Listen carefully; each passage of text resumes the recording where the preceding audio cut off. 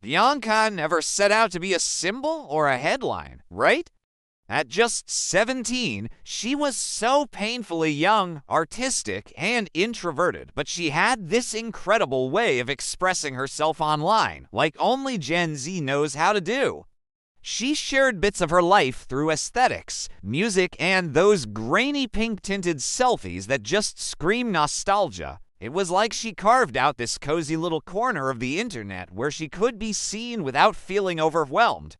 But here's the thing, those corners aren't really corners at all. They're more like open rooms where anyone can peek in without saying a word. And one of those strangers watching was Brandon Clark. Now, he wasn't a boyfriend or some tragic lover. He was just an online acquaintance who spun an entire fantasy relationship in his head. He totally misread Bianca's basic human kindness as something deeper, mistaking her casual interactions for emotional devotion. Every little message she sent meant more to him than it ever should have. It's wild to think how every interaction online fueled this obsession he masked with bland politeness and forced charm. He followed her everywhere, keeping tabs on her life, convincing himself he had this rightful place in her world that she never actually offered. Then, in early July, Bianca went to a concert with him. It wasn't a date, just to hang out, something so trivial that she barely mentioned it to anyone because it was supposed to be no big deal. But for him, it was everything. When she chatted with another boy at the show, something inside him snapped. All that parasocial entitlement he'd been nurturing for months surged up into something darker and more dangerous. Hours later, on that quiet street in Utica, he confronted her, spiraled out of control, and when she resisted the version of reality he had created around her, he took her life. It's heartbreaking, isn't it? What came next was the part that turned a personal tragedy into a cultural nightmare, and honestly, it's just gut-wrenching. Instead of running away, panicking, or even facing the reality of what he'd done, he pulled out his phone. Can you believe it? The same device he'd used to fuel his obsession became the tool for his twisted broadcast. He posted photos not out of some insane impulse, but with this cold, calculated cruelty. It was all about shock value for him. He craved attention and wanted to turn the internet, which Bianca had once used as a safe space, into a weapon against her memory. Social media, in a moment that revealed the darkest side of our digital age, became his stage. Images of her spread like wildfire, even before the police arrived. Strangers treated her death like it was just content, like some dramatic plot twist in a horror flick, forgetting that she was a real girl with a family who woke up to a nightmare they'd never be able to escape. It's chilling, right?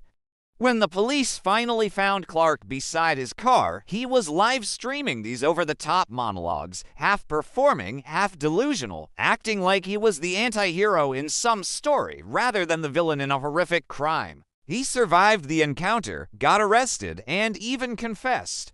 But here's the heartbreaking part. Bianca was gone, and the very internet she used to express herself was now overrun with people who didn't know her name just a day before, but were now sharing her memory in the most disrespectful way imaginable.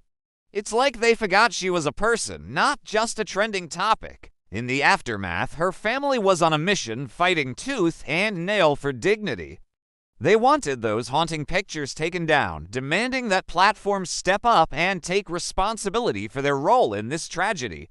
They wanted Bianca's name to mean something more than just a headline or a footnote in someone else's twisted story. It was heartbreaking to see how, maybe too late, the world finally recognized how parasocial obsession, entitlement, and the blurry lines between online and offline lives can transform a nobody with a grudge into a real threat, one that no algorithm can catch until it's far too late. Bianca Devins didn't die just because she lived online. No, she died because someone convinced himself he was owed something by a girl who never promised him anything. It's heartbreaking, really. She died because the internet has this crazy ability to feed fantasies way faster than reality can set things straight. It's like a virtual echo chamber where people twist genuine connections into something toxic. She died because a stranger mistook her genuine humanity for a role she was never auditioning for, and that's just chilling. And here's the scary part. The world has churned out more people like him than anyone wants to admit. You know, the type lonely, angry, and entitled men crafting imaginary relationships out of pixels, convincing themselves it's love. It's a wild thought, right? It's almost like they're living in a fantasy world, and when reality hits, it can turn dangerous.